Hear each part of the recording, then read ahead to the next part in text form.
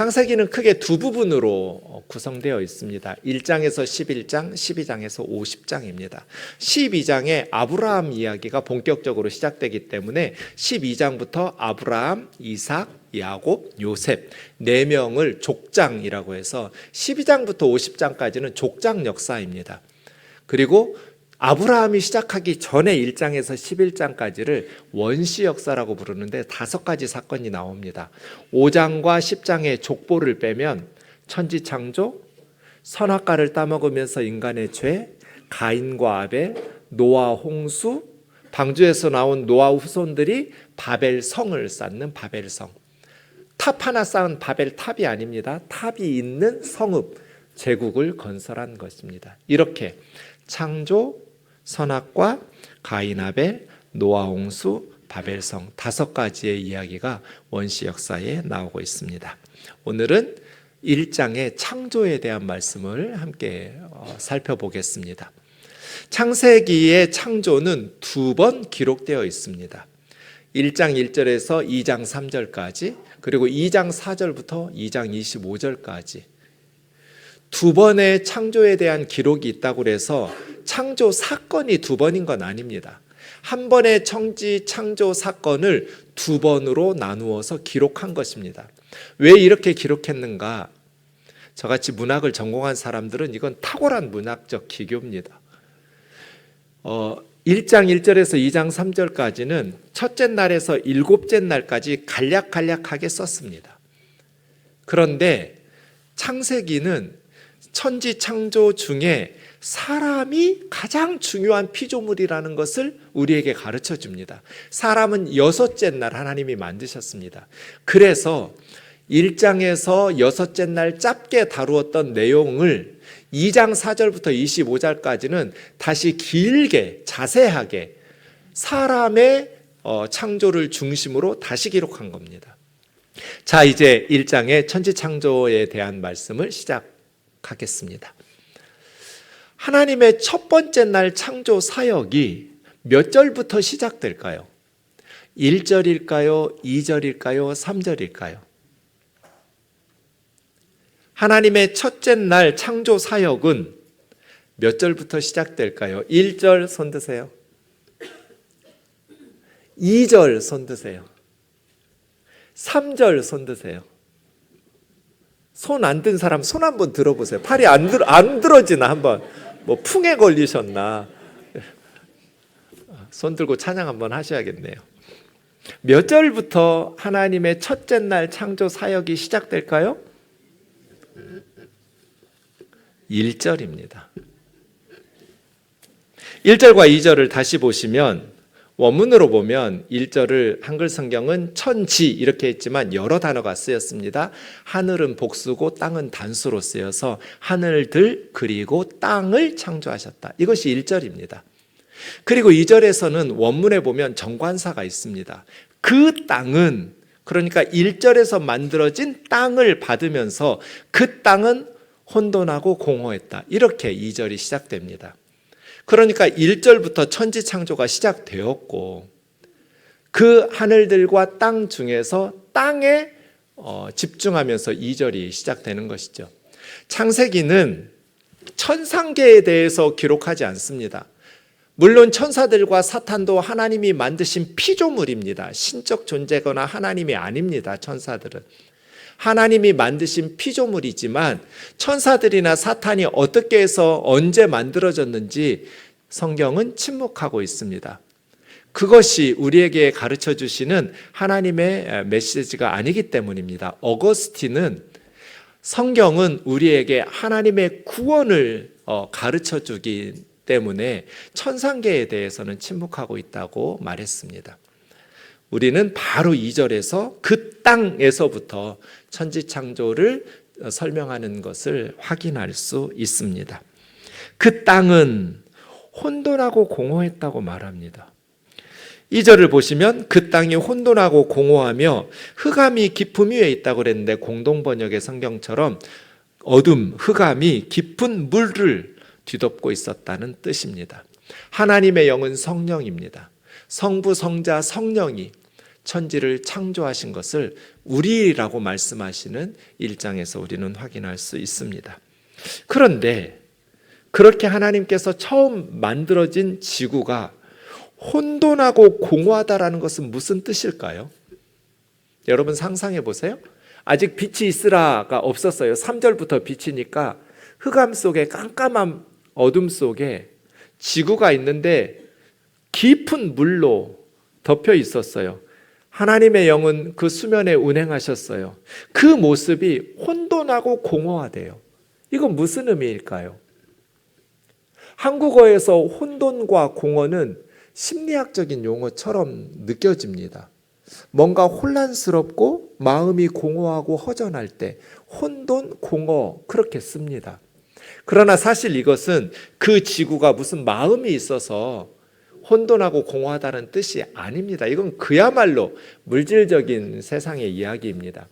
그 지구가 혼돈하고 공허했다라는 것은 혼돈, 폼이 없었다, 틀이 없었다는 뜻입니다. 공허했다라는 것은 마음이 공허했다는 것이 아니라 아직 물고기나 새나 짐승이나 사람, 거주자가 없었다는 뜻입니다. 심리학적인 용어가 아닙니다. 아직 지구에는 틀이 짜여 있지 않고 거주자도 없었다. 이 토후, 혼돈과 보후, 이 공허라는 단어가 창조의 순서에 매우 중요합니다. 처음 새 날은 혼돈을 없애는 과정입니다. 그러니까 틀을 만들어 가시는 과정이에요. 그리고 마지막 새 날은 보후, 공허, 거주자들을 만들어서 거기에 살게 하시는 것입니다. 그런데 넷째 날 거주자는 첫째 날에 들어가고 다섯째 날 거주자는 둘째 날에 들어가고 셋째 날 거주자는 여섯째 날 거주자는 셋째 날 들어가게 되어 있습니다. 틀을 세 개를 만들었고 거주자들을 세 개를 만들어서 천지창조 몇째 날 뭐 창조하셨는지 억지로 외우실 필요 없습니다. 혼돈과 공허, 토후와 보후만 기억하시면 됩니다. 앞에 세 날은 틀을 만드신 왁구 짠 날입니다. 첫날은 하늘들과 땅 그리고 빛을 만드셨습니다. 그리고 둘째 날부터 그 땅, 지구에 대해서 집중하는데 둘째 날은 궁창, 라키아라는 궁창은 대기권을 의미합니다. 하늘이라고 부릅니다. 그래서 궁창 위의 물, 비와 눈이 되어서 내리는 궁창 위의 물과 지구를 덮고 있는 궁창 아래 물로 나눈 날이 둘째 날입니다. 아직 완성 안 됐습니다. 지구를 덮고 있는 아래 물들 가운데 땅이 묻이 드러나서 산이 되기도 하고 평야가 되기도 하면 이제 지구 위의 물은 바다가 되고 강이 되었겠죠. 틀이 다 짜졌습니다. 첫째 날, 둘째 날, 셋째 날 폼을 만드시고 틀을 만드신 것입니다. 그리고 셋째 날 식물들을 만드셔서 사람들이 살아갈 수 있도록, 그리고 넷째 날은 해, 달, 별들을 만드셔서 첫째 날 만드신 하늘들에 배치합니다. 넷째 날은 새와 물고기, 윗물에서 사는 새, 아랫물에서 사는 물고기를 다섯째 날 만드십니다. 그리고 여섯째 날은 육상의 동물들과 사람을 만드셔서 셋째 날 만드신 땅에서 식물을 먹으면서 살아가게 하셨습니다. 쉽죠? 어렵지 않습니다. 억지로 외우실 필요가 없습니다. 하나님이 이렇게 천지창조를 하셨습니다. 하나님은 세상을 만드시고 보시기에 좋았더라 계속 말씀하십니다. 보시기에 좋았더라, 보시기에 좋았더라, 이게 무슨 뜻이에요? 하나님이 너무 행복하게 천지창조하신 거예요. 1장 31절 보시면 하나님 지으신 그 모든 것을 보시니 보시기에 심히 좋았더라. 하나님은 혼돈과 공허가 사라지고 질서정연한 우주가 만들어져서 하나님의 형상으로 지음받은 사람들이 살아갈 수 있도록 만드시는 것을 너무너무 기뻐하셨어요. 이 만들어진 창조 세계는 하나님의 선하심과 하나님의 기쁨이 담겨져 있습니다. 여러분, 우리가 하나님을 알기 위해서 성경도 읽지만 더 큰 성경이 있습니다. 하나님이 만드신 이 우주입니다. 하나님이 만드신 세상을 잘 관찰하면서 하나님의 선하심과 하나님의 기쁨을 발견할 수 있기를 주의 이름으로 축원합니다. 하나님은 너무너무 즐거워하셨어요. 잠언 8장에 보면 지혜로, 예수님인데요, 성자 지혜이신 예수님의 창조에 대한 이야기가 나옵니다. 이 지혜라고 말씀하시는 제2위 하나님 예수님이 하나님께서 천지를 창조하실 때 하나님 곁에서 창조자가 되어서 하나님이 날마다 기뻐하신 바 됐고 사람들이 거처할 땅에서 즐거워하며 사람의 아들들을 기뻐하였다. 천지 창조할 때 하나님과 예수님과 성령님이 기뻐하고 즐거워하셨어요. 사람들이 살아갈 땅들을 만드시는 것을 너무너무 기뻐하셨어요. 우리가 살아갈 땅을 대충 만들지 않으셨어요. 하나님은 엄청난 스케일로 사람들이 살아갈 거처 땅을 만드셨어요. 그리고 너무나 다양하게, 너무나 풍성하게 바닷속에 들어가 보세요. 하늘 위로 올라가 보세요. 하나님이 사람이 거처할 땅을 얼마나 풍성하게 만드셨는지 알 수 있어요. 하나님은 기뻐하고 즐거워하면서 이것이 보시기에 좋았더라, 보시기에 좋았더라, 계속해서 창세기 1장에서 보시기에 좋았더라, 좋았더라, 좋았더라 하시다가 심히 좋다고 말씀하신 하나님은 우리를 만드실 때 너무너무 행복하셨어요. 창세기 1장은 오랫동안 사람들을 세뇌시켜서 지배했던 통치자들의 거짓 메시지를 폭로하고 있습니다. 모세 시대의 사람들은 오랫동안 통치자들에 의해서 거짓 메시지로 세뇌당해서 노예처럼 살았어요. 그런데 창세기 1장은 우리에게 그동안 사람들을 세뇌시켜서 지배했던 통치자들의 거짓 메시지를 폭로하고 있습니다. 26절, 27절을 보십시오. 하나님께서 사람을 만드실 때 하나님의 형상으로 만드셨습니다. 하나님의 형상, 하나님의 모양으로 사람들을 만드셔서 사람들이 이 세상을 다스리게 하셨습니다. 그런데 하나님의 형상으로 만든 것은 남자만이 아니라 여자도 하나님의 형상으로 만드셨습니다. 이것은 핵폭탄과 같습니다. 모세 시대의 모든 나라는 거짓 메시지로 백성들을 세뇌시켜서 지배했어요. 누구만 하나님의 형상이냐면 왕만 하나님의 형상이었어요. 모세 시대 사람들은 통치자들만 신의 형상이에요. 천자, 하늘의 아들이잖아요. 천왕, 하늘의 왕이에요. 당군왕건 보세요. 옥황상제의 아들인 환웅이 한반도에 내려와서 낳은 아들이 당군왕검이에요. 통치자예요. 우리는 옥황상제, 신의 자손이에요. 신의 혈통. 하나님의 형상은 우리만이에요. 왕. 너희는 땅의 백성이죠. 이런 거짓 메시지로 모든 나라가 왕들만 하나님의 형상, 신의 자손이라고 혈통이라고 가르치면서 백성들을 노예처럼 다스렸어요. 모세를 통해서 창세기 1장이 쓰여질 때 오랫동안 사람들을 세뇌시키고 속여왔던 통치자들의 거짓 메시지가 폭로되는 거예요. 하나님께서는 모든 사람에게 땅을 다스리라, 왕만 다스리는 하나님의 혈통이 아니라, 하나님의 형상이 아니라 남자와 여자 모든 사람이 이 땅을 다스리는 왕적인 제사장으로 하나님을 대리해서, 이걸 청직이라고 그래요. 주인은 아니지만 노예도 아니에요. 하나님이 만드신 하나님의 것을 하나님을 대신해서 청지기로 이 땅을 다스리는 왕의 권세를 모든 사람에게 부여하셨어요. 28절, 하나님께서 사람들에게 복을 주시고 생육하고 번성하라고 하시고 땅에 움직이는 모든 생물을 다스리라고 하셨어요. 하나님은 사람들에게 복을 주세요. 하나님은 우리가 생육하고 번성하고 땅을 다스리는 자가 되기를 원해요. 고대 근동의 모든 신화의 책들은 신이 인간을 왜 창조했는가를 설명할 때 신의 필요를 공급하기 위해서 사람이 존재한다고, 그래서 신을 날마다 먹을 걸 챙겨주고 입을 옷을 챙겨주고 청소해주고 빨래해주고 이런 일들을 시키기 위해서 사람을 창조했다고 써놨어요. 그래서 고대 세계는 신들과 불화하지 않도록, 신과 불화하면 저주와 재앙을 받을 테니까 신의 비위를 맞춰서 신의 원하는 것들을 날마다 사제들을 통해서 먹을 것과 입을 것과 필요한 물품들을 제공하는, 그래서 신으로부터 안전과 성공과 번영을 선물로 받기를 원했어요.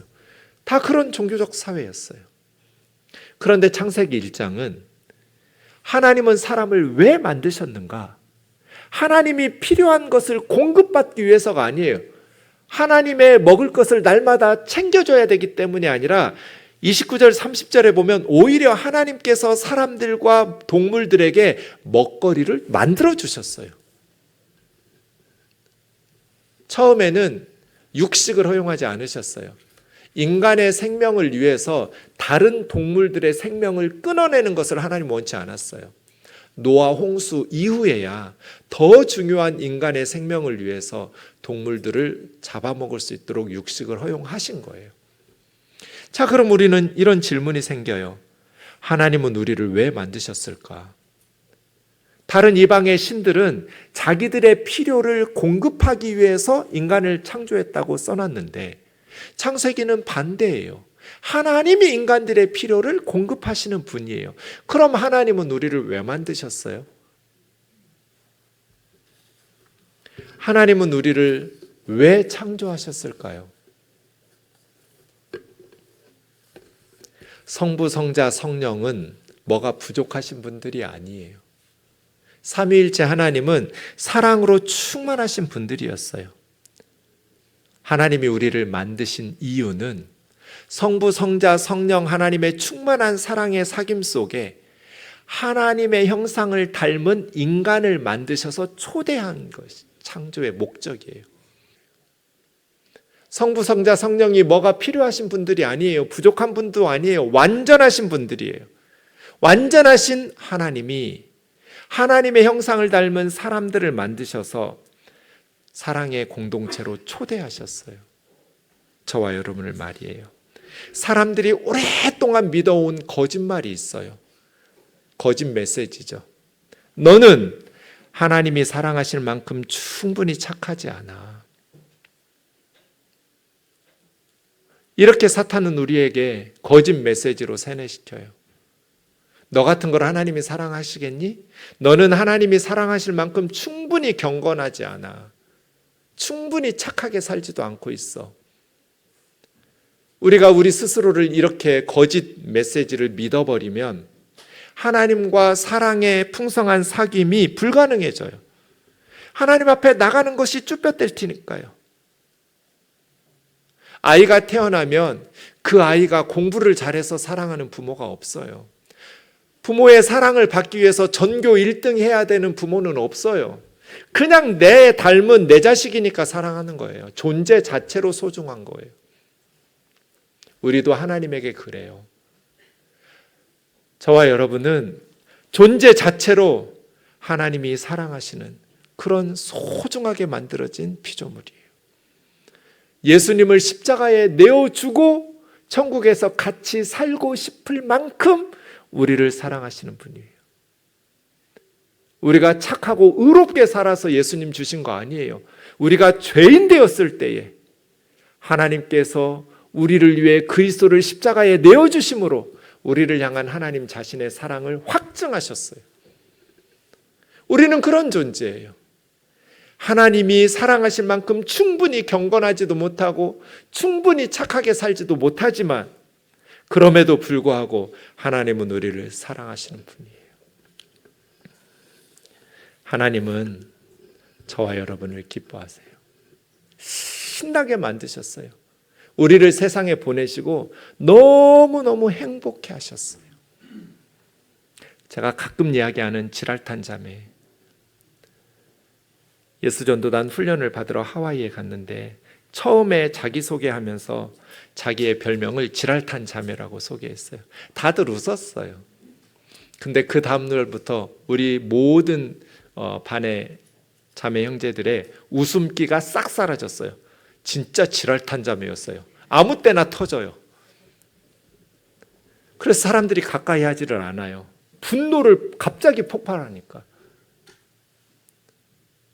언제 터질지를 모르니까 다들 너무 힘들어했어요. 그 자매의 사연이 있어요. 아버지를 본 적이 없어요. 결혼도 하기 전에 아빠가 엄마에게 임신을 시켜놓고 여자친구와 뱃속의 아이를 버리고 가버렸어요. 엄마가 자기를 낳아서 먹고 살아야 되니까 친정 어머니에게 이 딸을 키우도록 맡겼어요. 그래서 이 자매는 어려서부터 외할머니하고 자랐어요. 그런데 외할머니가 이 자매와 자기 딸을 버린 아빠를 계속해서 욕하며 저주했어요. 저주라는 단어가 아라르라고 해요. 아라르. 이 히브리어 아라르라는 단어의 원뜻은 묵다예요. 묵다. 사람을 묶는 거. 그래서 무기력하게 하는 거. 이게 저주예요. 우리 아이들을 말로 저주하면 아이들이 묶여가지고 힘을 못 써요. 무기력해져요. 무능해져요. 이게 저주예요. 외할머니가 어려서부터 이 자매를 저주했어요. 너와 네 애비 때문에 내 딸이 저렇게 고생하면서 산다. 그러니 이 자매가 어려서부터 마음에 너무나 큰 상처로 자라니까 지랄탄 자매가 된 거죠. 어느 날 저에게 물었어요. 목사님, 하나님은 저를 왜 만드셨을까요? 그냥 무심히 제가 대답했어요. 다른 일 하다가. 하나님이 원하셨기 때문이죠. 뭐라고요? 다시 말해 보세요. 생각해 보세요. 하나님이 자매님을 원하지 않으셨으면 세상에 보내지 않으셨겠죠. 자매님이 세상에 태어났다는 것은 하나님께서 자매님을 원하셨기 때문이에요. 정말이네요. 정말이라고. 하나님은 자매님을 사랑한다고. 자매님을 기뻐하신다고. 자매님을 통해서 하나님이 행하실 일이 있고, 자매님을 통해서 하나님은 받으셔야 될 영광이 있고, 자매님을 통해서 받으셔야 될 사랑이 있습니다. 인간이 왜 소중해요? 그 자매님이 하나님께 드릴 수 있는 사랑은 누구도 대신할 수 없기 때문에 소중해요. 저와 여러분이 왜 소중해요? 우리가 하나님을 사랑하는 우리의 하나님을 향한 사랑은 이 세상에 누구도 대신할 수 없어요. 우리만 할 수 있어요. 나만 내 사랑을 하나님 앞에 드릴 수 있어요. 그것이 인간의 가치예요. 사람이 왜 소중한가? 어느 누구도 대신할 수 없어요.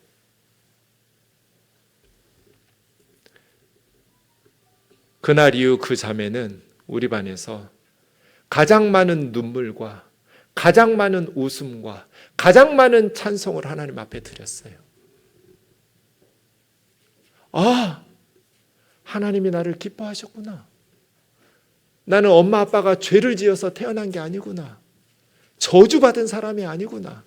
하나님이 원하셨구나. 나를 통해서 하실 일이 있으셨구나. 하나님께서 나를 기뻐하셨구나.